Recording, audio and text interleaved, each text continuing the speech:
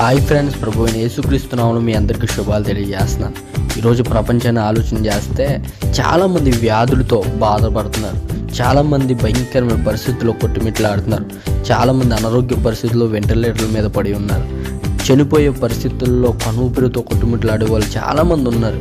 ఈరోజున సుమారుగా రోజుకి కొన్ని వందల మంది చనిపోతున్నారు.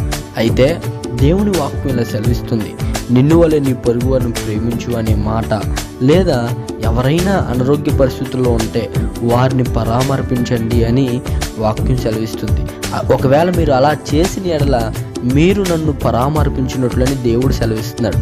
అయితే మేము రాజమండ్రి పట్టణంలో క్రీస్తు ప్రార్థనా మందిరం తరపు నుంచి ప్రతి నెల 2వ శనివారం మేము అనాథులైనటువంటి వారిని, లేదా అనారోగ్య పరిస్థితుల్లో ఉన్నవారిని, భయంకరమైన వ్యాధులతో బాధపడుతున్న వారికి ప్రతి నెల ఫ్రూట్స్ పంచిపెట్టడానికి, బట్టలు ఇవ్వడానికి, వారికున్న చిన్న చిన్న అవసరతలు తీర్చడానికి దేవుని బిడ్డలుగా మేము ప్రయాసపడుతున్నాం. అయితే మీరు ఈ పరిచర్య కోసం ప్రార్థన చేయండి.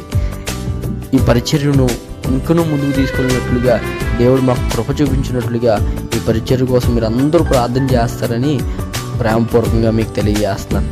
Thank you. God bless you.